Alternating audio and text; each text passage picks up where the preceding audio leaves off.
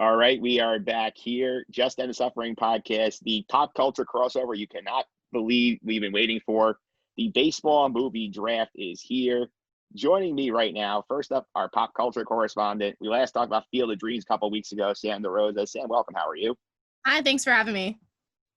Glad to have you on as well. Somebody we talked to last week, talking some movies, talking some John Wick with the great John Stanko. John, how are you? Doing fantastic, Michael. How are you? Doing pretty good. Congratulations on winning the Assassin Draft poll on Twitter. Your squad beat mine as you predicted. I mean, to be fair, it wasn't even a competition. So if we're being brutally honest here, it was not even a competition. Ouch. And also with us today, somebody who we talked to last week, the newest member of the pop culture team. We talked fantasy baseball with Alan Austin. Alan, how are you?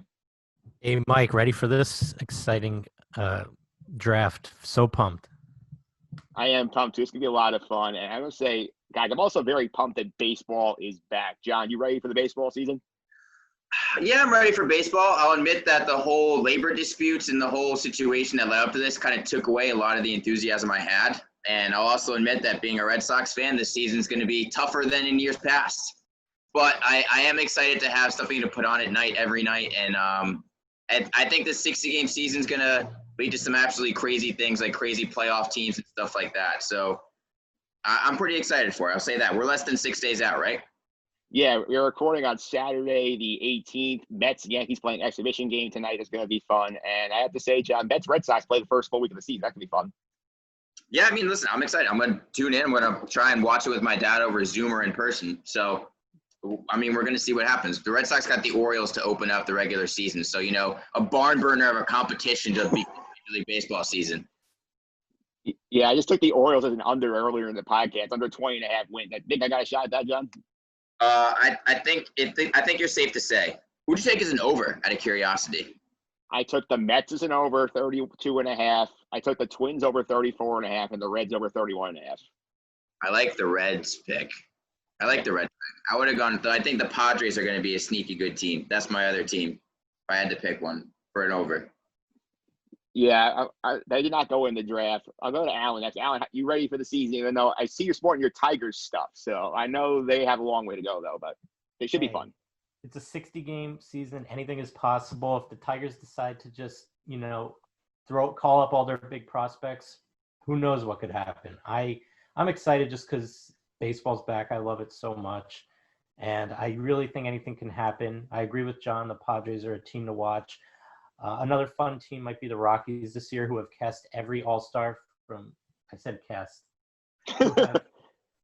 who have signed and decided to let every all-star from 2010 to 2013 make their team. So that should be fun. And there's a lot of nice little stories. I apologize. My cats are using the litter box right now. If that's what you hear. But they're also excited for the season, so it should be good. Shout out to Alan's cats. Thank you. And also, we are on Zoom, so that's the reason why you're hearing the cats in the background, stuff like that. It's also fun. We have 4 different fan bases on here. Sam's a Yankees fan. Sam, you ready to go this season? Yeah, no, I'm really excited. Interesting to see how all the players will, turn up and stuff. Just really. You ready for tonight's exhibition game between the Mets and the Yankees? Yeah, no, I'm excited. I'm going to turn it on at work, and instead of doing my job, totally watch baseball. Yeah, I don't know who the Mets are starting tonight. I know the Yankees, are starting Michael King, so it's going to be nobody important in these games. But did you just say Sir Michael Caine is starting for the Yankees tonight? That would be a hell of a poll. Wow. Alfred, back at. That would mean Christopher Nolan's in the dugout tonight. By the way, Mike, I just want to say I really do think the Mets are going to win this shortened World Series, and I think you should be very proud when they do and not discredit it at all. Oh, thank you. I didn't even pick the Mets this year. I picked the Dodgers to win the World Series. Bold. I even said they'll probably win it. Yeah, if this is a year the Mets will win, this is the year the Mets will win. I do have some props, by the way. I did recently buy this Pete Alonso jersey from the Met team store. I actually called them up, found a Twitter message, I had it on sale, got it sent over, and here we go, ready to go for the baseball season. Before we dive into the draft, though, John, I want to point out something that you said last week on the podcast. That you said you had never heard of the game show Supermarket Sweep. Alan, any thoughts on this? I mean, I'm not surprised. I'm a little bit older, I believe, than John. So You and I are the same age. Really? Yes. Hey, I grew up without a childhood though. I didn't watch Nickelodeon. I didn't watch Cartoon Network. I never watched any Disney Channel shows. Like there's a cultural black hole from my childhood and teenage years. So anything that happened between the normal ages of 8 and 16, I just did not consume. So if it's anywhere in there, I just have no idea. Alan, tell me what he's missing. Well, basically what you're missing is this odd fantasy that as we get a little older is even more cool. And that's you get to just run through the supermarket, pick up certain items and get more points, and you get higher dollar amounts and you win the game. But I always found it fascinating. Like if you think about it, you think, oh, I get the chance to run through a supermarket and pick up all these cool items. But really, even today, if I was able to run through the supermarket for a minute and a half, I'd probably still just pick up what I liked. I wouldn't bother wasting my time getting all this stuff that I didn't care for. Like I don't need a giant ham every day of the week. So I'd probably get like, my snacks, my go-to groceries, and I'd probably finish before the time was up. And the guy would be like, well, you lose the game. And I'd be like, yeah, but I got all these groceries I wanted. So it would be a win-lose, I guess. There's no worse anxiety though than going into a grocery store you don't know for the first time and trying to find everything. Like if you move, like I just moved to a new apartment, finding that new grocery store and trying to figure that out, impossible. There's so much anxiety. You just don't know where anything is. Yeah, but I bet if you had a minute and a half to just run wild, it'd be better than just sitting there because you wouldn't have time to think and get overwhelmed. They just say go and you do your best. Yeah, I mean, it'd be interesting. I'm also very fast, so that would help me with the minute and a half thing. Just buzz through every single aisle. Sam, how do you think John would do on Supermarket Week? I don't know. I feel the anxiety, but also sometimes anxiety pushes the envelope and you can really go ape shit basically. So I think you would do pretty well because I understand that anxiety feeling. I couldn't find cream cheese and I just walked out without it and I cried when I got home because I didn't have cream cheese and I was too worried to ask and oh my God, I shouldn't ask somebody for this. So I feel that one. But honestly, I feel like you would win because I feel like you have a lot of pop culture knowledge. They ask the questions, a lot of pop culture stuff. I don't know how, what's your brand knowledge? My brand knowledge? I'm good with brand logos, but anything beyond that is a struggle. If you show me the brand logo, I could probably do okay. But otherwise I'd be stuck at the starting line. All right. Well, possibly. What about slogans? Are you good with slogans? If it's anything snack related, no, because I didn't grow up with snacks. My mom didn't believe in Oreos, Chips Ahoy, or Dunkaroos, or anything like that. The most my mom would totally get along. I mean, yeah, knowing your dad too, the health nut, it's. Oh no, he was the one who would sneak me M&Ms and Reese's. We would go to the vending machines, and he'd be like, "What do you want?" I would trade my entire lunch for Dunkaroos. Speaking of the props, I do have Dunkaroos here. They actually are back in circulation. Oh my God, Mike actually has Dunkaroos. That is insane. He actually has Dunkaroos next to his computer. I got these a week ago. So I was like, you know what? You brought up Dunkaroos? Here they are, Dunkaroos. Which flavor frosting? It's the vanilla frosting with rainbow sprinkles. Very nice. You got to go with the original classic. I can't eat them now, so I'm forever with Dunkaroos. Yeah, and I think, John, also my other question for you would be how good are you with grocery prices? That would also help you in this game. Well, I'm no Barney Stinson. I never practiced for the Price is Right. But I'm pretty good. I think I'm actually all right at the pricing thing. I'd be okay at guessing how much something costs. There are very few times where I'm actually blown away. It's more so with clothes. I don't know how clothing costs. A pair of shorts can cost $10 or it could be $75 and you couldn't tell me the difference. I don't get it.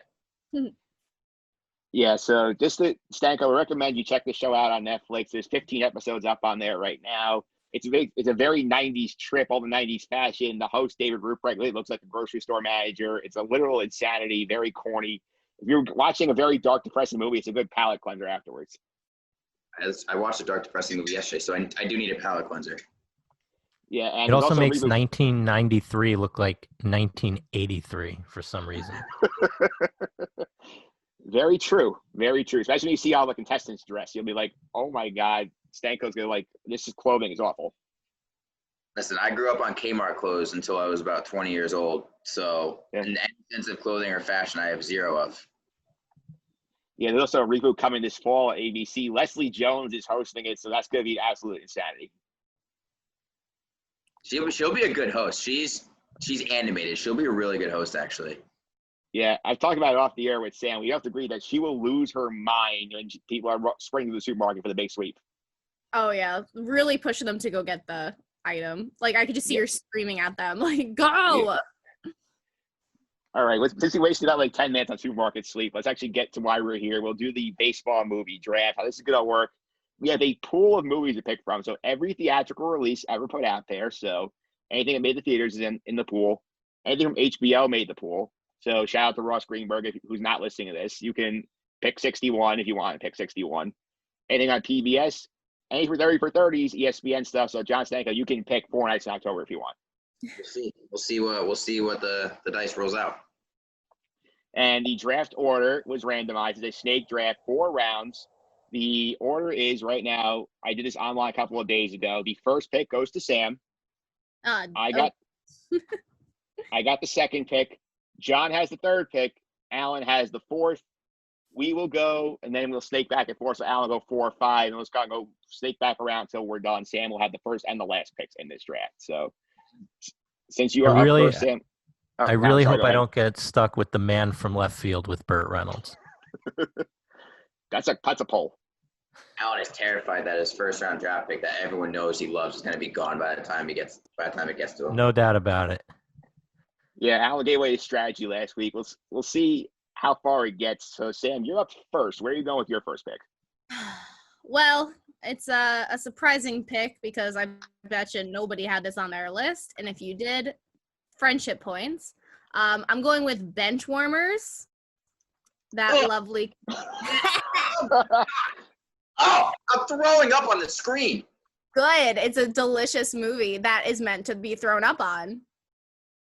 That's literally I would never draft this category. I would rather have 3 movies love this movie. on my list.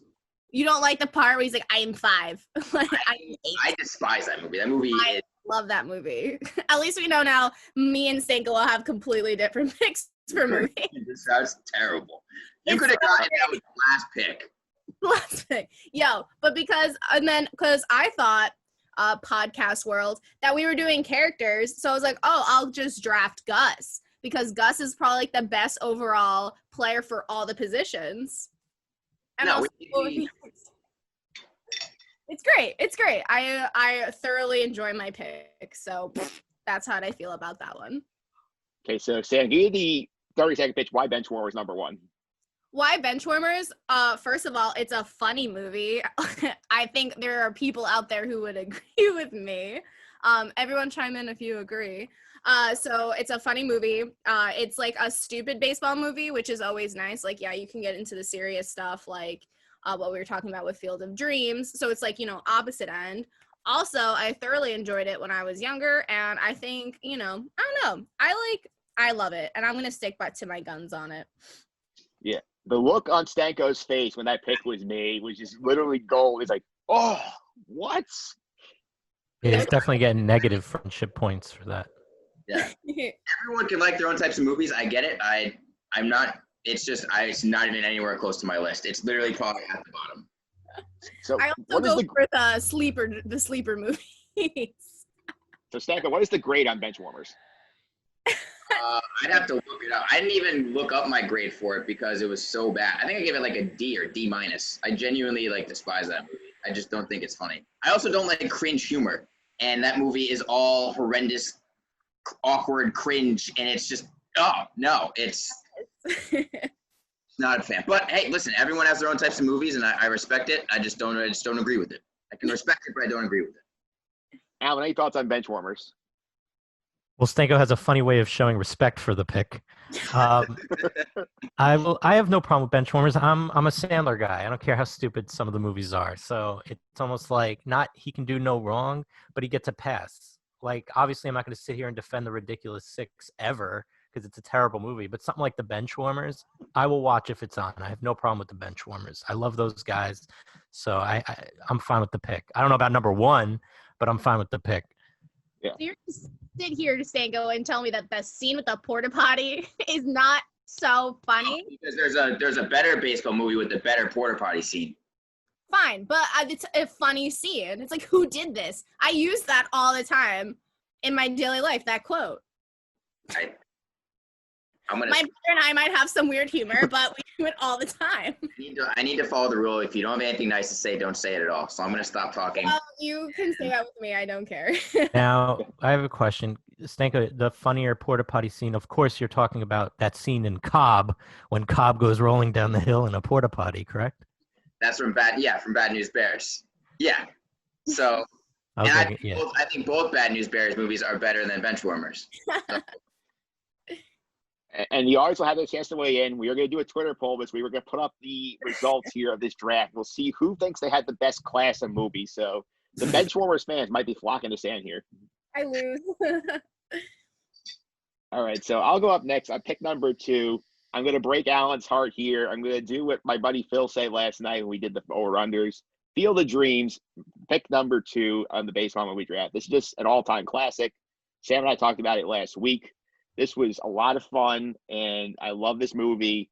All-time iconic moments, great lines. James Earl Jones, the star of the movie. Field of Dreams, number 2, lock it in there. Alan, I'll go to you since I see you're very disappointed.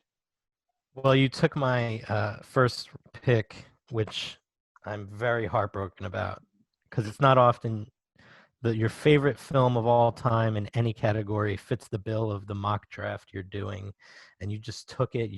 It's more like Field of Broken Dreams for me right now.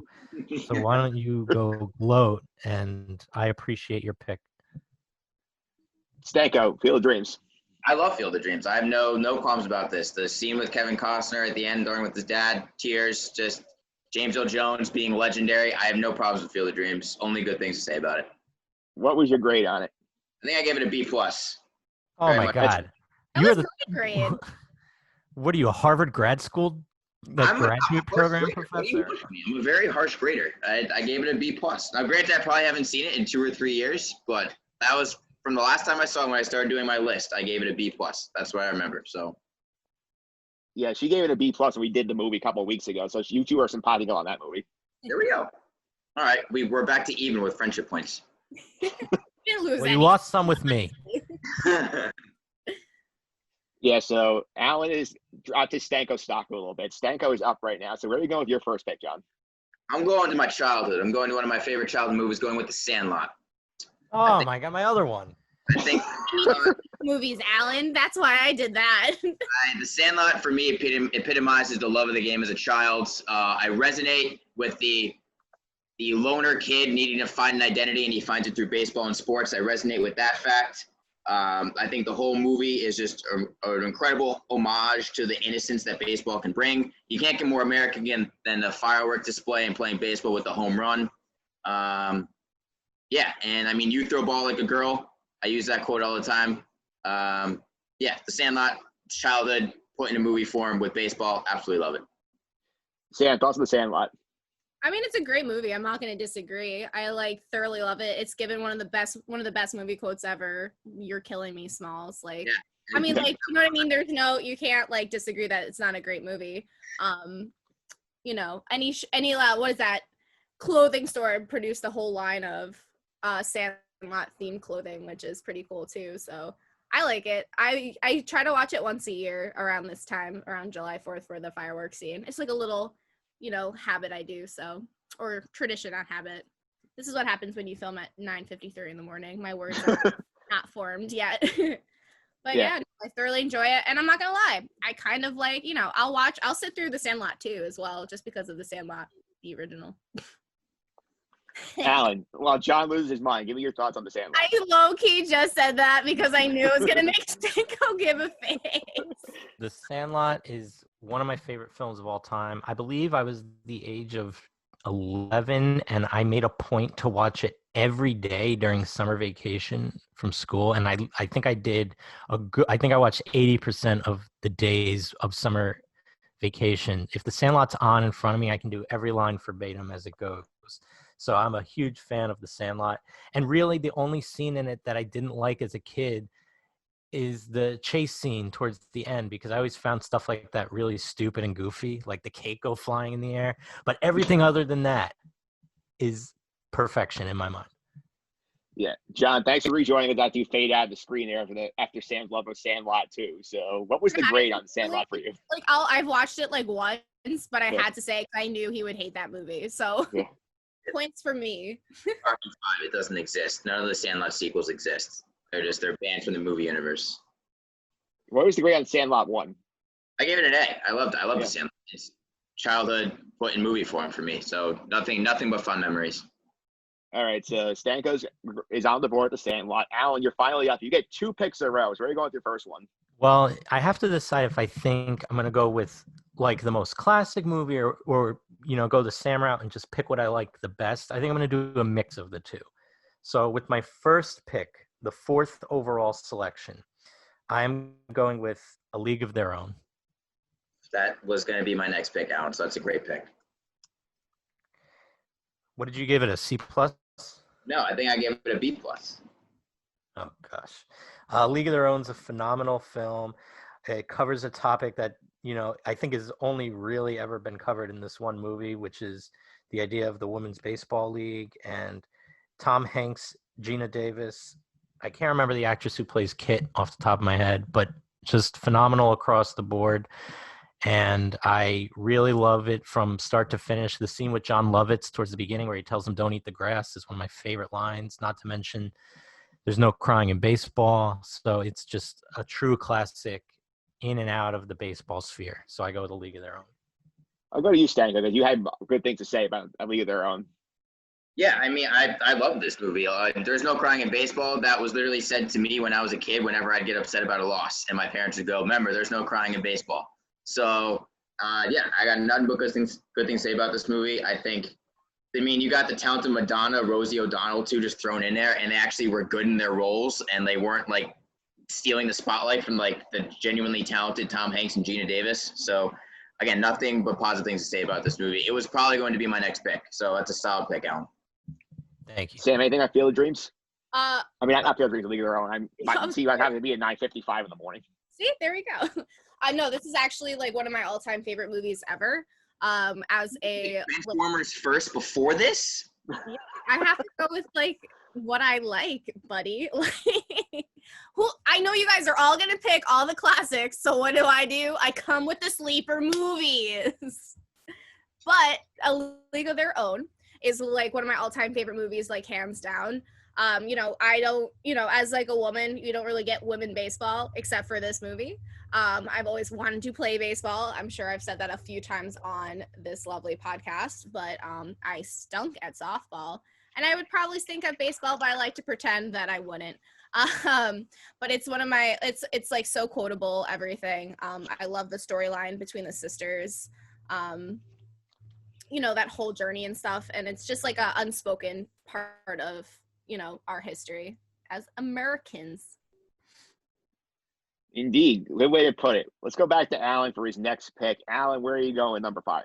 I'm really torn here. I'm really, really torn, but I'm giving the edge to one that I think I have been affected by, meaning pop culture wise, stuff like that. I'm going to go with Major League.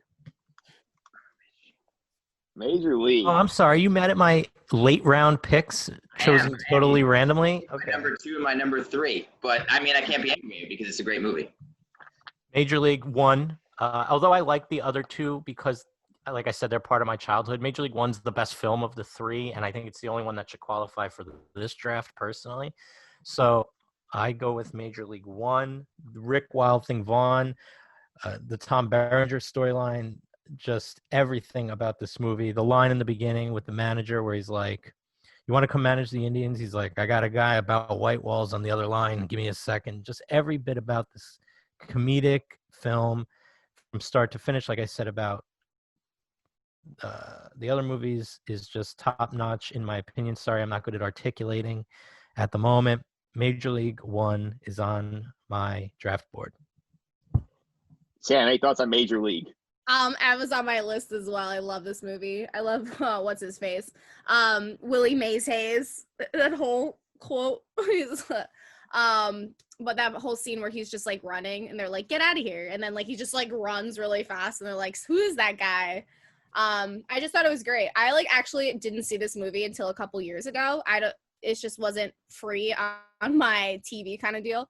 But I'm really happy I watched it 2 years ago. I think I started watching it when we were doing all that documentary film. I'm like, let's watch Major League. So I don't know. I thoroughly thought it was really funny. I have not seen any of the sequels though. John, Major League, your thoughts? I think I expressed my frustration when Alan picked it, but it's a really funny movie. Wild Thing's hilarious. Willie Mays Hayes, I'm like him, where if I hit the ball in the air and I'm playing softball, I want to do push-ups to punish myself right away because I should never be doing that. So I love this movie from start to finish. So phenomenal pick. I was going to say, now that John's playing softball, I have to ask you, are you doing push-ups? You put the ball in the air now? I'll do push-ups when I get home to punish myself. I will be angry at myself. Hit the ball down and hard, Stanko, down and hard. Alan, you had something to say? I just want to point out that as a kid, especially, the logo of the film on the box and on the poster, I always thought it was the coolest thing. So I was as a kid, I couldn't really watch it because it was more mature, but I remembered the logo, so I never lost sight of wanting to see this movie because I thought it was the coolest logo as a kid. And I know on the football side, Necessary Roughness kind of tried their own version of that logo, but it was the Major League one that stuck out to me as a kid. I thought it was the coolest thing. All right, there we have Major League on the board. John Stanko back up for his second pick. John, where are you going? I'm going with probably the most I don't know, considered well made, but critically acclaimed and award-winning baseball movie, going Moneyball, 2011. Ooh, that's a good one. Starring Brad Pitt, obviously Jonah Hill, written by Aaron Sorkin. I remember watching this movie, and I was wondering if a baseball movie could generate national buzz, make money, and get awards at the same time. I hadn't really seen that before, but this movie did it. Brad Pitt is the epitome of cool. You got some big names in this who kind of play smaller parts, they're not the focal point. Brad Pitt is the center of this movie, and he's great in it. And this is it's a story of baseball that you don't see very often. A League of Their Own showed the Women's Baseball League. This one shows the behind the scenes of general managers, the scouts, and stuff like that. Just shows a different aspect of it that I loved. So yeah, I'm going Moneyball with my second pick. I am very partial to Moneyball because, as you guys know, I did steal scenes from Moneyball in my personal documentary when they're talking about the advanced analytics. I love the scenes when he basically trying to coach up the guys to believe in stuff. I love also the line when they're going up to Chris Pratt's character, trying to teach him how to play first base, and Brad Pitt as Billy Bean goes, "Watch, tell him how playing first base is not hard." And Watch goes, "It's really hard." And then everybody I just burst out laughing. Everybody in the PR with just burst out laughing at that line. Sam, any thoughts on Moneyball? No, I really liked it. I liked that it was based on a true story, and baseball uses exactly what that is today. So it's just really cool to see how one guy just changed the entire face of how everything's draft, how everything's run in baseball. Alan, Moneyball, any feelings on it? I like Moneyball. I think it's a little hard to palate for non-sports or baseball fans generally, but as a sports and baseball fan, to see the production that went into it, like John said, all the names behind it, it's really, really high quality and well done. Yeah, and John, what was your grade on Moneyball? I think I gave it a B+ as well. There's a lot of B+ in the baseball movie range. Yeah, I mean, again, it's hard to get that A barrier, but again, it was very good and it was very well acted and just I love the fact that it was critically acclaimed and it got love and it got baseball was shown in the spotlight of the Academy Awards, which I don't think has happened very often in movie history.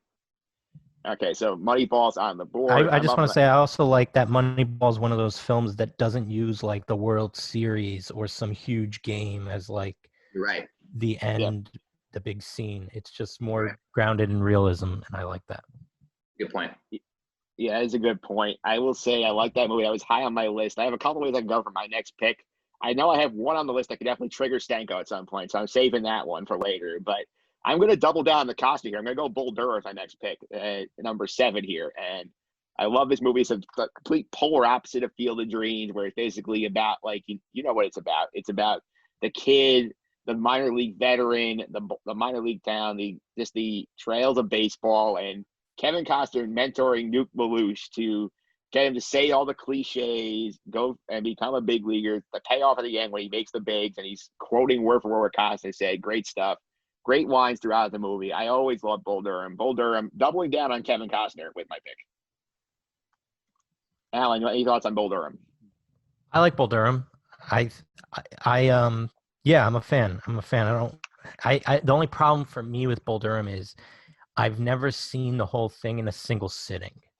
I've seen all of it in different parts throughout the years. So I can't say that I sat down and appreciated it from start to finish, just in all honesty. So that's where I'm standing on that. Sam, any feeling on Bull Durham? I feel like it's like a low-key sad, just for the fact that, you know, you like are in the minors for so long and you might not ever even get a chance to be up in the majors, or you're up in the majors for a couple games and you're brought back down. Like, that's all I think about, because that's what I think about the poor guys in the minors. Like, that could be their entire career. So like, that's what I take away from that movie, honestly. But other than that, it's very entertaining. Yeah, I agree with that point. Based on my experience last year, I worked for the independent league team in Rockland. I see a lot of these guys who 99.9% of them not going to ever get into like the major leagues, and they're like playing for the love of the game. That stuff like really resonates with me. There's guys who they're not going to make the show. They're playing as long as they can play because they love to play. John, the grade on Bull Durham. To be honest with you, I haven't seen it, Really? so I can't give you a grade. I haven't seen Bull Durham, so I'm surprised. I've heard good things about it. It's just in all transparency, I've never seen it. It was not on my list, so I can't give you a grade. I'm surprised that you didn't go there. Minus for him. I bet you're going to give it a B minus. All right, I'll let you know when I see it. I'll let you know what I love quality movies, don't get me wrong. Don't let these bench warmer and probably like my next pick you'll probably make fun of get you wrong. But like, I know a good quality movie when I see it. I wish you would stand behind your bench warmers pick. Don't throw it under the bus now. I did not throw it under the bus. I told you, I'm sticking to my guns. I still enjoy that movie, but I know a really great movie. Like, so I really think that's going to be your grade for Bull Durham. Okay, we'll see if that comes true. Speaking of Sam's next pick, she's up for it now. First of two, where are you going with your next one? First of two. So this is my second and last pick.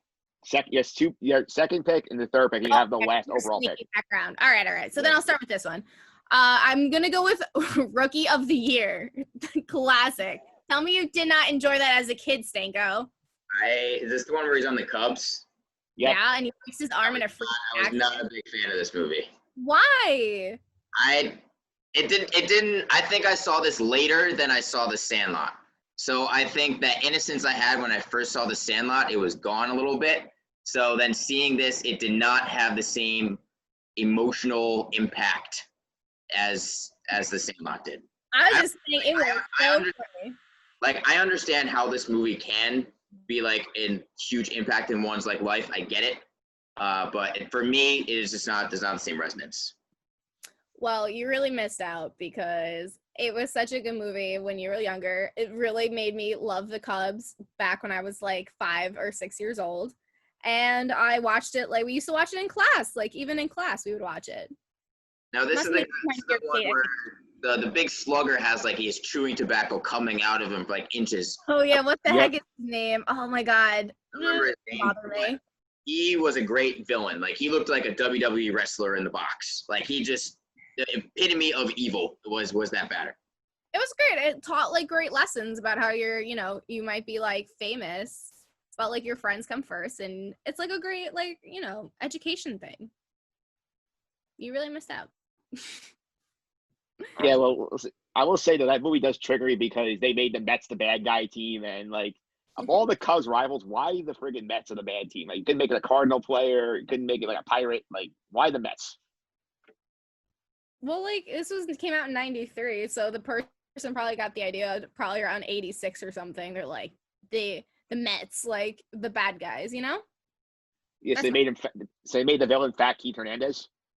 Yeah, it's fine. Alan, any thoughts on Rookie of the Year? Oh, I love it. It has a very big, special place in my heart. I saw it very young. I saw, and even as I got older, I'd rewatch it and I liked it. I loved all the jokes where the manager mispronounces his names. Daniel Stern, who I believe directed the movie, is like stuck as the pitching coach in the pitching cage. All of it, I just loved. And it as a kid, I wound up following the illustrious career of one Thomas Ian Nicholas onto the American Pie movies and maybe a Halloween movie. But other than that, love Rookie of the Year, and I give it a thumbs up. It's probably my favorite movie of all time. Therefore, on the Stanko scale, I'm giving it a C-. So what is the Stanko scale Rookie of the Year? I'd have to look it up. I think it's probably in like the C or C plus range. If I had to go through, it's probably C or C plus. Like again, it's not bad. I get it.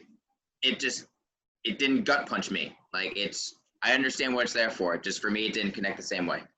You mean you get the feels when the kid pulled off the hidden ball trick once he lost his ability to throw hard? No, I didn't. I don't know what you want me to say. No, I didn't. Stanko again proving that he has a black heart at times. Ask many of my friends that, and they'll agree with you. Oh boy. While we're on the topic of the bad guy from the Mets, I think he's a good one because he would grind the bat while he was at bat, and the bat would it would splinter and become a pencil sharpener. But I think if we're gonna cut away best comedic baseball bad guy, I think Jack Parkman from Major League 2 is elite. I think he is a stellar comedic baseball movie bad guy. I think he is a stellar. I think he's actually a very funny movie bad guy. He's very cartoonish. He fits the tone of that movie as a bad guy. And he's so hateable, they trade him to a division rival in the middle of a race, a pennant race.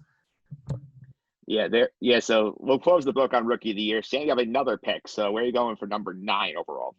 A little play on, like a word here. I picked this one. It was a big family movie in my life. You can judge me and then judge my old man. But we love to watch The Rookie, the 2002. I think it's the Disney movie. I don't know if Stanko absolutely hates this movie. I like this one. Dennis Quaid. I'm a fan. Love Dennis Quaid. But this was a really a movie we'd all sit and watch together. So that him going to the major leagues, as an adult kind of deal, or trying out to be in the majors and stuff. But it was it's really cute and stuff. I don't know. I liked it. I'm sticking by The Rookie with Dennis Quaid. I had it actually very high on my list. I had it number 7 on my power rankings. I did love this movie as a kid. I love the story of the science teacher discovering that he could make the major leagues. I like the sequence there. They kept it true to life. He gets up the big league, strikes out Royce Clayton in a game. That's the highlight of the movie. And I do think a lot of fun, very underrated. And the kids steal the show. I love his kids. Oh, yeah. I mean, it's just nice that, with his high school, team, that they both pushed each other to do better. It was just really, I don't know, it's heartwarming, I guess. Yeah. Alan, any thoughts on the Rookie? Mike, only you would steal my Royce Clayton bit before I could get a chance to say it. So I saw it once, probably right after it came out. And I remember thinking that was good, but it didn't ever hold any special place in my soul. So it's good, sure. I wouldn't draft it per se. John, great on The Rookie, and your thoughts on the pick. I think I have it as a B plus. I'm gonna be honest. I think this came at a time when I started watching movies and religiously, and I think I really enjoyed the story. I think with Sam again, sometimes Disney can do it right, and I think they did it right with The Rookie.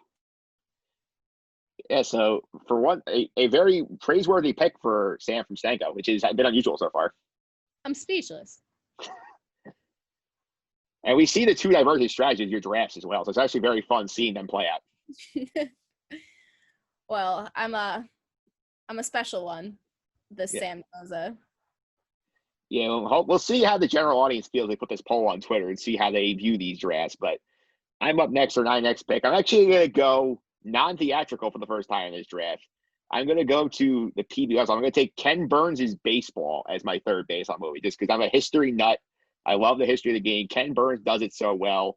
The first 9 innings are great. It tells you a great story. I know it's a very long watch. You have to have a lot of time committed to this, but if you have, this is a pandemic time, perfect time to go back and watch the history of baseball. Ken Burns' Baseball, pick number 3. And I almost guarantee you, John Stanko, not a grade for this. No, because I don't have, as much as I love movies, this is an 8-hour watch, 9-hour watch. I think it's double that. That's a long time, Mike. That's like you watch You watch that basically one a day for like 2 weeks, and then you're there.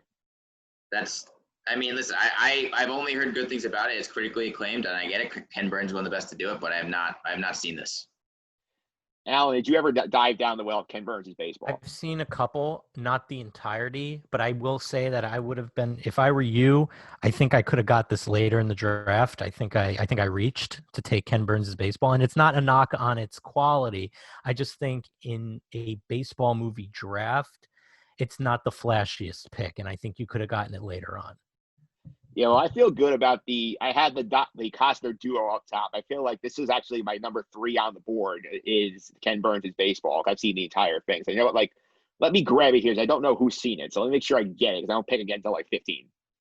I'll tell you what, the audience for our poll on Twitter, I don't think many of them have seen it either. So yeah. This is a Mike special. Yeah. And if they have seen it, you deserve to win that poll. Yeah. I had the Costner duo, though, backing me up. So that's going to be a good start for the poll. You're putting a lot of eggs in the Costner basket. Why not? He's known for his baseball movies. Sam, any thoughts on the Ken Burns? Have you seen any of it? I've probably seen like one part because he always has a million parts. It's like, because it's not readily available, right? Is it secretly on the streaming service? I don't know. I know I actually do have the DVDs at my house. I have all of them. Okay, well, maybe I'll borrow it and then purchase a DVD player. But, it sounds interesting. I love documentaries. I could watch them all day. So maybe I will add that to my queue, my imaginary queue here. You can insert a graphic right there. Yeah. Mike, did you have to buy a separate bookshelf just to hold all the DVDs? I had, like, actually the bookshelf, it's in the back of this room, and I will say remember back the good old IKEA days, I found these metallic IKEA check marks that hang on the wall and they hold DVDs. I have 2 of them, and the Ken Burns ones are right up there. Is those the DVDs that look like they're falling off the wall right now?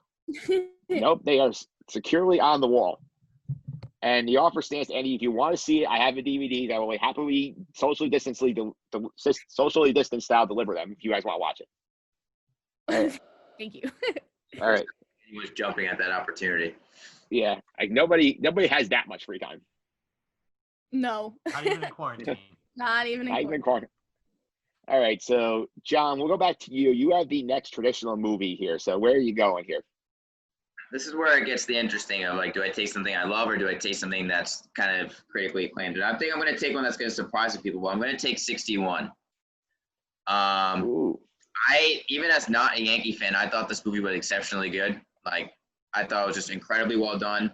I think it showed a different – I didn't know a ton about the race to break Babe Ruth's record between Roger Maris and Mickey Mantle. And while this is like a fictionalized story, not a documentary, I still think it shed some light on it. Directed by Billy Crystal, which is really cool. Also, I think Barry Pepper is a really good actor, and I think he shines in this role as Roger Maris. So I remember watching this movie. I think I watched it for a class at Iona, in part of the grad school program. And usually movies that you get shown in class aren't that great, but this is one of the ones where I was like, oh, wow, this is actually incredibly well done and very good. So I'm going to pick 61, the HBO film with my third pick.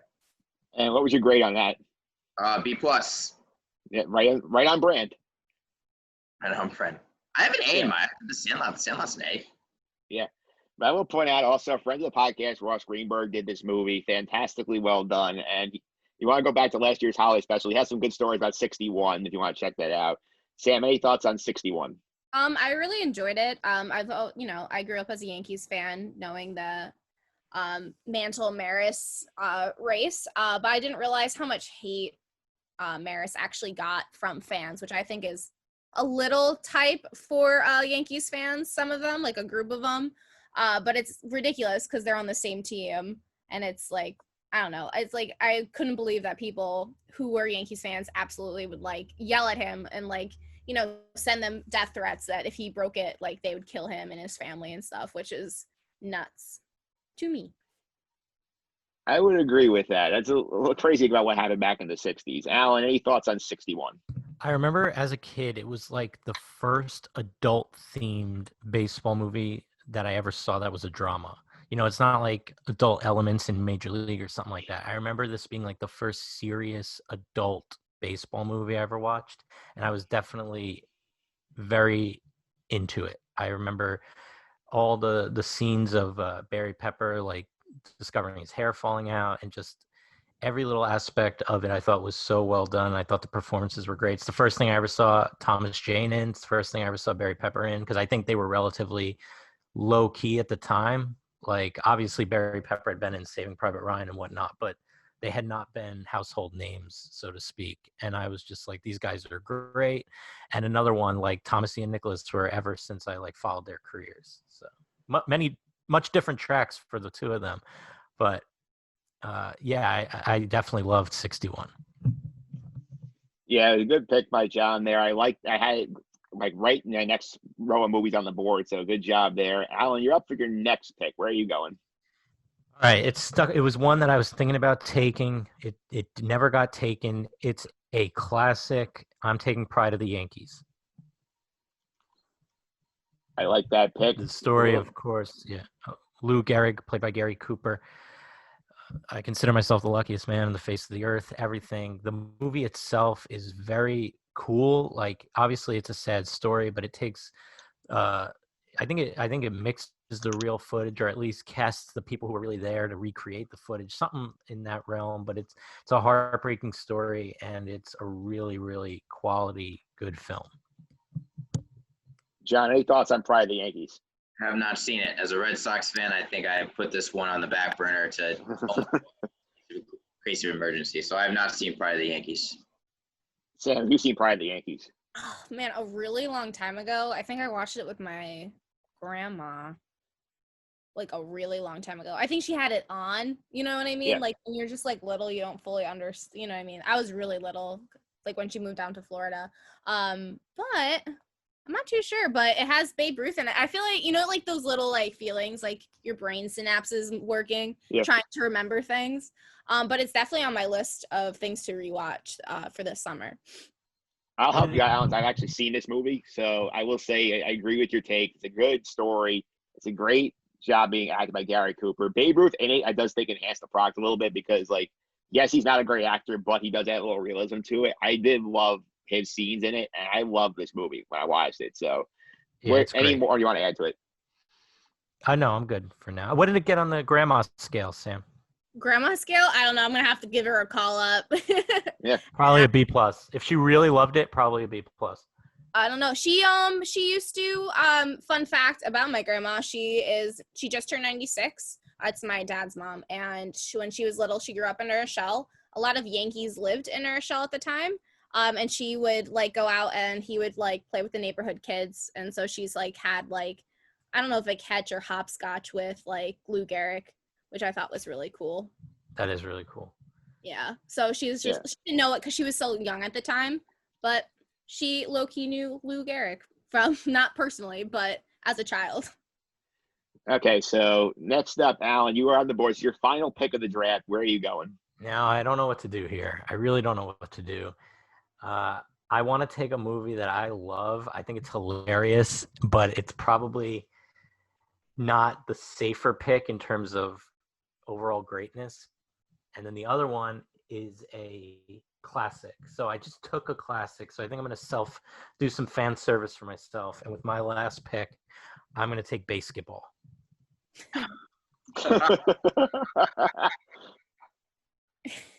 You guys, okay, for the people who are not watching who will not be watching this stream on this, John Stanko's burst into laughter and was rolled back in his couch when I picked I made. Out of the box. That's good. I like that. That's out of the box. I got nothing but praise for that pick. Yeah, so Alan, the basketball pick, go. One of my favorite comedies, of course, Matt Stone and Trey Parker teaming up with the team that brought you Airplane and The Naked Gun. So, I mean, you can't go wrong. It's a baseball meets basketball movie, and it's a game that me and my friends have played many times ourselves, not to the success that is in the movie, but it's just joke after joke, and I love that kind of off-the-wall slapstick meets just ridiculous humor that South Park is, and they bring it to this movie. And it's really funny. It's a really insider sports movie too, if you're paying attention. And I think there's just so much in there that's just it catches your eye. I love that movie. I think it's so funny, and I think the team who made it is just top notch. Sam, I feel like there's one that would come out of your playbook, the basketball. I actually have never seen this movie. So I feel like I feel like I'm like not contributing at all. But it's like something that like, like when you're looking for something to watch, you're like, oh, maybe next time. So I'll definitely have to like join in here and appreciate Alan's pick more. I will say there are a couple jokes in the movie that don't necessarily hold up to 2020 standards of political correctness. I like the bed warmers, so come on. You think the little jokes are going to offend me? Not at all. And you said you did South Park? They made South Park, yes. Yeah, so that's I've seen the Book of Mormon. I feel like there's some, you know what I mean? Like there's some standards I don't mind about kind of deal. Fair John. point. Unless they're god awful, then I'll let you know. Well, god awful, wouldn't that be the Book of Mormon's playbook? Whole thing. All right, John, since you really have thoughts on basketball, I'll go to you. I mean, I remember this is one of the first raunchy comedies I ever watched, and I watched this trailer nonstop when I first saw it, going, this is the coolest movie of all time. And I think, like Alan said, maybe it's not the best movie ever, and there are definitely some pitfalls in the plot or like whatever, but it's a stupid comedy, and if you're going in there for a few raunchous laughs and some over-the-top humor, I think it gets the job done. So I didn't even think to put this on the board, so I appreciate the ingenuity from Alan on this one. It's a good pick. Did it get a B+? It's probably in like the C+ B- range if I had to bet going on my list. Because again, it's not like, if you look at it objectively, it's not a fantastically well-made movie, but it's entertaining as all heck, and there are definitely some funny parts. All right, we'll go back to you, John. This is your last pick, so what are you going to do with it? This is really tough. This is really tough. I have options. Now, my first option, now I want to say, but you're not going to allow it, would just be every single World Series winning DVD, just to rewatch the highlights from the season, because I've been able to see more than a few of those in my lifetime for the Red Sox. Ouch. I'm assuming that's not allowed. And then just running through my thoughts, sticking with, and these are all going to be Red Sox themed for the most part. You got Four Nights in October, 30 for 30. I really loved. Just retelling that 2004 comeback was remarkable. But I'm going to go with one that's kind of, I think, under the radar. It's Still We Believe, the Boston Red Sox movie. And you guys probably haven't seen this. It was a really small documentary, but it was released in 2004, made about the 2003 season. And it follows fans through that season and through the ALCS and the heartbreaking Aaron Boone home run. And I remember watching this movie with my family, and we related to all of these fans so much because they literally are just saying, these Red Sox are going to kill me. The heartbreak on their faces, the ups and downs of the whole entire series. It is what my childhood was. Now, I'm not even a grown adult, but I still resonated with these adults who were watching the 2003 series. And when my childhood was being chanted 1918 nonstop. Whenever the score was 1918 in basketball or football, it'd be chanted until the next person scored. So this movie, it touched back on that beat of childhood, but then also watching it now and getting to relive 2004, the greatest comeback in playoff history, coming down 4 games in the LCS. This movie was a touchstone for my family. I remember watching it with them. I remember laughing and crying with them watching it. So that's my fourth pick. Total respect there. Sam, I'm sure you haven't seen this, but what's your opinion on this pick? I haven't seen it. But I do love like the I mean, I wasn't happy when the Red Sox won the series in 2004, but I really like when teams that haven't won in a long time win, because you're like, oh, finally, kind of deal. Like I was not when the Mets got knocked out, rooting for the Cubs. But I think that's a really cool idea. It's filmed for like the fans experience. Is that what you said? Yeah, it's all through the fans. They literally just interviewed fans, and it was centered around 4 or 5 major fans who are just big Red Sox fans. They watched every game, and they just sat their reaction after big moments. And after Aaron Boone hits the home run is some of the most relatable. You had some up and screaming. You had some just sullen and depressed. You had some just walk out, and it's all incredibly relatable. You saw every different kind of sports fan showing their emotion in a different way, but they also have that same passion. And it shows that people can react to a loss or a win in so many different ways, but still have the same love for the team. It sounds like a Alan, cool. Alan, how do you feel about this pick? Back in when the movie was made, I was rooting for the Red Sox to overtake the Yankees. That's back when the Red Sox were more likable underdogs and not the heel that they are now that they claim they're not. What are you talking about? And so I'm thinking like, What are you? well, they hated everything about the Yankees, correct? Yeah, I mean, Yeah. I said everything about the They're Yankees. essentially the Yankees a little further north now. So That's just not true. You liked Boston teams right now, bro. You're on the wrong side of like you know what I mean? It's your Patriots. They just screwed everything over. They're different than the Red Sox. the Red Sox have But everyone's annoyed that The Boston. Patriots are the Yankees of football. That I will admit. That's fine. The Red Sox are not a heel of baseball. They are now, especially as a non-Yankee or Red Sox fan. I look at them and I just see them becoming everything they say they hated back in 2003. Really? The team that just traded away their best player because they're cheap? We're not spending money because we're trading away players so we don't have to. Claiming that now after Dave Dombrowski gave everybody $1 billion is not necessarily But again, we don't like tell people to shave their facial hair and to get a buzz cut every time. We let people show emotion. We let them like have fun in the clubhouse. Kentucky Fried Chicken. We actually should have fun on the baseball field, in the outfield when we finish a game. That's not the team. That's Steinbrenner and the 70s. Not nice word. Blame the 70s for the Yankees beard and hair. That's where all the Yankees memories are back in the last century. Well, that's not true. I had fun this year. That's where my memory. Anyway, the Red Sox bought a couple World Series towards the end there. Moving on. Okay, we will move on here. And up to my last pick. I have 3 ways. After the Boston Marathon. How could you be a heel after that? Don't bring non-baseball stuff into it. Winning in 2013, how could you think of the Red Sox as a heel? Remarkable. Unbelievable story. B+ right, argument. Anybody see There the you Princess go. Bride? The Princess Bride? Of course I've seen The Princess Bride. Inconceivable. You just sounded like Inconceivable, Alan. Inconceivable. that's how I felt, right? Sitting here as a third party. Yeah, I felt the same way. And now I'm up for my last pick. I have 3 options on the board here. Heel of baseball now. Get out of here. The Red Sox are not a top 3 or 4 heel in baseball. They're right above the Astros in hateability. Now you're just getting me riled up. I'm going to get a noise complaint in my apartment. This is absurd. As enjoyable as this was, I'd like to make my next pick. I'm going to And I go will- Okay, so there are 3 options I have on the board here. I can go with my number 4 overall pick on the board, which is a classic. I could triple down on Costner and take for love of the game,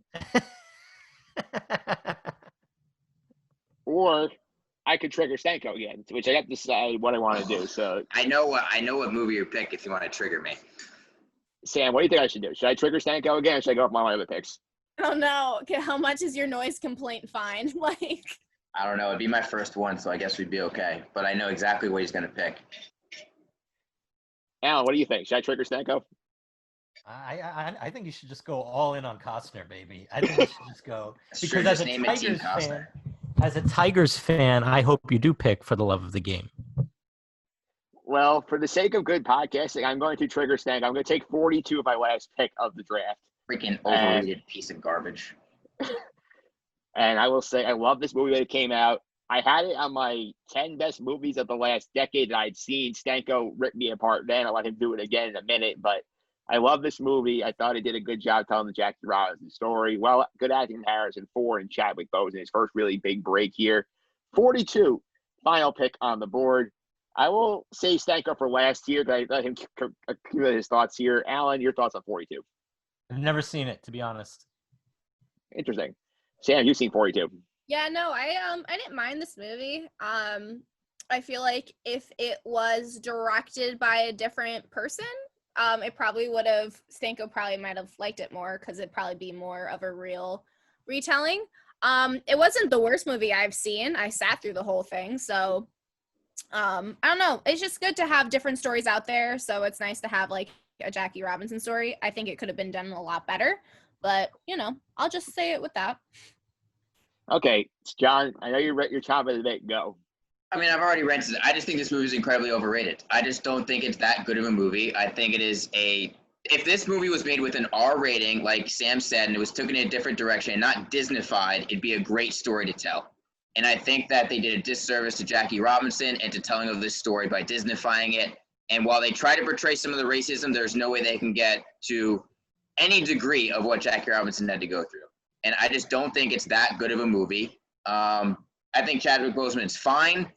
I remember I went to go see this movie with all my college friends, and they all walked out loving it. And I was like, that was not that good. I gave it a C-. I just think this is one of the most overrated movies. And you had it on the top of your decade list, which made me the most angry because it's not even close. But again, like Sam said, I sat through it. I didn't want to pause it or walk out of the movie theater at any point. But in the end, it just does not. I just think it's incredibly overrated for what it is. And I would love to see a more adult version of this told in the style of Moneyball. Approach this as if you want to get an award, get an Academy Award, instead of Disneyfying it. That's my take. That's his take. And I will say, people, shameless plugging here, Stanko Stance podcast, and we did this back in January. There was one more movie that had triggered him more than 42. Oh, you had Now You See Me 2, which is, right? Now I'm seeing one. Now You See Me 1? Yeah, that's still an utter piece of garbage. This 42 is better than Now You See Me. That I will give you. Can I just say, when it comes to Disney handling topics like racism and stuff like that, I do think they pulled it off in Remember the Titans, though, even Disneyfying it. I think that movie's overrated as well. I also see that you're the toughest critic ever, so I take that with a grain of salt. That's his thing. He's the movie critic. I don't know. I think Remember the Titans I saw it when I was a little bit older, and I didn't see it when it first came out again. And that was part of my cultural void when I was a child. I did not see it. All right, so last up, Sam's final pick on the board. It's been a while since we heard from her making a pick, so where are you going to close this out? All right, so my issue is I don't know if I should go for, you know what, I'll just go with this one. I'll go against what my gut tells me. It's going to be 8 Men Out, the story of the Black Sox team. I was going to go with Angels in the Outfield because I low-key love Jogo Lev, but anywho, I'm going to go with 8 Men Out. So I think that's actually a movie that we watched in that not documentary, I guess video class. The movie class. Yeah. Movie class.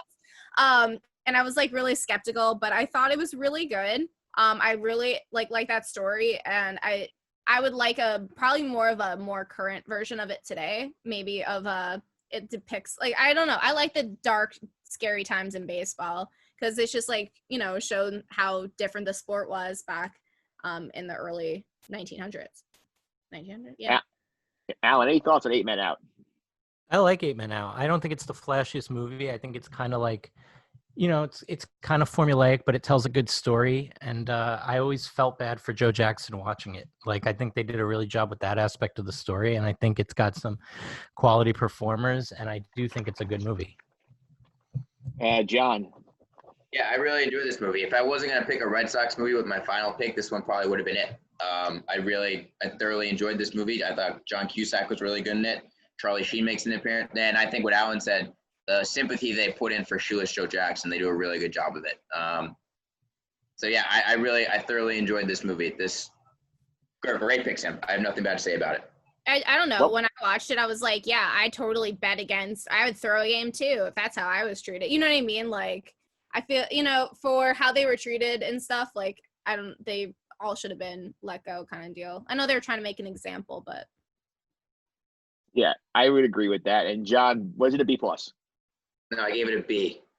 I don't think it deserved a B+. I would put it in a B category. We stop treating B pluses like they're A's.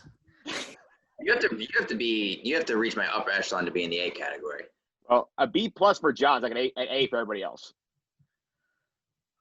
I will say, though, that Sam, Angels in the Outfield was my other choice, whether it be the original or the remake, just because I think it's such a cool story. Even just the idea of it is pretty heartwarming. And the original, I think, should have made the draft, and I'm shocked it didn't, and I feel guilty that I didn't put it on there. I've never seen the remake. Yeah, but before we... Yeah, go ahead, Sam. It's on HBO Max, if anybody has it. The original Angels in the Outfield. Yeah. Yeah, so before we recap the draft here, I will point out, we'll go through some of the movies that did not make the cut. The Natural didn't get picked somehow, that was one I was thinking about for my last pick before I decided to trigger Stanko at 42. For Love of the Game, Kevin Costner, Triple Down did not happen here. Some of my other ones on here. Angels in the Outfield. HBO, well, 9 Innings from Ground Zero was a good documentary. I thought about that, didn't pick it. And another one I had on here, When It Was a Game, another Ross Greenberg special, I did not have. Any other ones you can think of, John, that would not make it from your list? Bad News Bears, I almost picked. The original, I love that movie. And then this is just for a cheesy pick. I almost would have picked Fever Pitch just to get Fever Pitch because nobody would like it. I know it's not a good movie. It is not great, but I still love every minute of it. So those were the two that almost got on my board. Alan, do you have any picks on your board that did not make the cut? Well, it doesn't qualify, but I was a huge fan of The Bronx is Burning, but obviously it doesn't qualify for what we're going for. Mr. 3000, I always enjoyed. That didn't make it. Just looking through now the rest of the list. Air Bud's Seventh Inning Fetch, of course, classic, did not make the cut. I was never a fan really of Summer Catch. I didn't think that was a great baseball movie. I'm just trying to think of like well-known ones that didn't make it.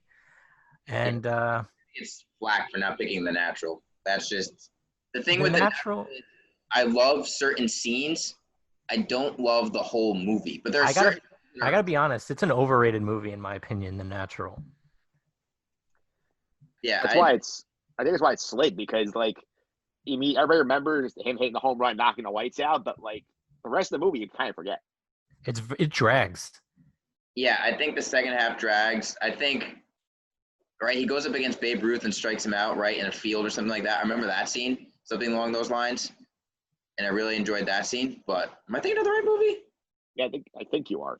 Yeah. Again, it's hard. If we can't remember, it's a reason it didn't get Pretty drafted. sure he goes into, maybe not Babe Ruth, but he goes into a field and he strikes somebody out when nobody thought he could do it, and it's like in front of a giant crowd. And I remember I enjoyed that scene, but like the whole romantic thing and then the bullet in his side, like those were parts of the movie I just didn't think were that great. And then another movie that didn't make the cut that I really enjoy, but it's very serious and not many people know it, is Bang the Drum Slowly, which is an early Robert De Niro movie where he plays a catcher who gets ill. That's a really good film. And then another one, which I don't want to get, we don't have to get too bogged down, is Fear Strikes Out, is another classic that didn't make the draft. I've never heard of Bang the Drum Slowly. That's interesting. Older movie, right? Yeah, older. Yeah. Sam, anything on your list that you did not make the cut? I'm actually surprised you don't have Doc and Daryl on any of yours. Did you not like that documentary? I did. It was just for me. It's like I had something that was a lot better than it. That's why I did not make my top 16. I don't know. That documentary like made me feel, you know what I mean? I'm more of a like a story, like backstory kind of person. Yeah. And I thought that really told their story. You know what I mean? Like you saw like who they are and how they're completely two different people when they were usually looped together. That, and then I guess Angels in the Outfield, the remake. I really enjoyed that when I was little. Stellar cast in that remake. Yeah, Danny Glover, love him. Funny enough, because for everyone listening, I did not understand the concept of this draft. I had Air Bud actually on my list of players as a backup catcher, and I also had George Knox in there as my manager, and then also there you go. Al the Boss Angel. You know, for those reasons, like lifting people up high and stuff. Well, there you go. I did not put that on there. When you brought up the 86 Mets thing, I'll ask John real quick. You're aware that the 86 Mets are getting the last dance treatment from 30 for 30. They're getting a full multi-part series being developed. Oh, they really are? Yep. That's awesome. Yeah, that's good. I have no shame in that. I think it's gonna be a great story. Yeah, I think it's gonna be far better than I think they're a far more compelling subject than the 9-part Tom Brady one, because Tom Brady, I think, the fact he's controlling it means there's going to be a lot of stuff in there that's not going to make the cut. 86 Mets. It's the same thing with The Last Dance, though. MJ had final say, too, over certain stuff. I I just don't think the MJ. I think there was more going on with those Bulls, and I don't think there's any like apart from '07. I don't think there's any dynamic Patriot team. You're like, oh, I really need to know the backstory of that team. I mean, the 2001 Patriots literally put off the greatest upset in Super Bowl history. So, literally, they were the biggest underdog ever. I think you have more characters in the '86 Mets story because you had Doc, you have Daryl, Keith. I'll watch the '86 Mets one for sure. For sure. Maybe I'll be excited if they don't vilify Bill Buckner. If they actually explain that he shouldn't have been on the field and that he shouldn't have gotten the hate that he did from Red Sox fans. That's my biggest thing. Yeah, I hope they do. But to recap the draft here, Sam's team, bench warmers, rookie of the year, the rookie, 8 men out. My team, Field of Dreams, Bull Durham, I doubled down on Costner, Ken Burns is baseball, and 42. John's team, The Sandlot, Moneyball, 61, and Still We Believe, the Boston Red Sox movie. Allen has a league of their own, Major League, Pride of the Yankees, and basketball. So this is going to go off on a Twitter poll. We will see next week. I will tell the audience here who they thought had the best team. So anybody have a thought who they think might win this poll? I'm going to be honest. I think Allen has the best chance to win that Twitter poll between the League of Their Own and Major League, back-to-back picks. You cover both the people who treat baseball movies as if like they're true dramas and you love a good story, and you also got the comedy aspect of Major League. So I think Allen is in prime position. Thank you. Plus he has Pride of the Yankees as well. So I also could pull the Yankee fan vote. Especially the Yankee fans over 85. Yeah, all those Twitter users over 85 are good. They're all going to be all over Allen. I love this pick. I think Sam's is the wild card. I feel like it's either going to be like number one or it could flame out. I'm going to flame out. That's my guess. I will bribe people with free appetizer cards for Outback Steakhouse, but, you know. Mike, I got to say, the Costner super fans are definitely going to vote for yours. I could have. That's why I didn't take for one of the game. I figured I already got them. I don't need to keep doubling. I need to try and appeal a different demographic with these last two picks. I would have went full Costner demographic myself. I would have thrown Waterworld in there as a fourth and just pretend they had a baseball scene and trick people. It was a deleted scene. Yeah, Kevin Costner, we are fans of you on this podcast. So I know you're never going to listen to this, but if you want to support us, feel free. You can come on the podcast sometime. Holiday Special 3. A friend of mine's roommate is actually dating Kevin Costner's son. So that could be the end. That's Be your end, Mike. separation. Holy crap. Yeah. All right. I think with that, I think it's a good time to leave it. So this is a lot of fun. We'll put it out there, see how people think. We're excited for baseball to start. Go around the horn. Give me some chance to plug social media. Al, I'll go to you first. Did you actually have a new YouTube show out that you want to promote? Yes, the Alan Austin Show on YouTube. You can just Google the Alan Austin Show. It's a comedy sports talk show. I would gladly appreciate it to all the fans out there to check it out. And on Twitter, it's at Allen, ALLEN _ Austin, AUSTIN _ and Instagram is Alan Austin Sports. All right, Sam, how about you? How do you follow you on Twitter? Twitter at SDROS5 for all those people listening out there. I finally got the handle on my Twitter handle. There you go. John, how about you? How do people follow you and keep up with Stanko Stance? At jstanko99 at Twitter and on Instagram as well. All right. Thanks again, guys, for coming on. I really appreciate it. Thank you. Yes.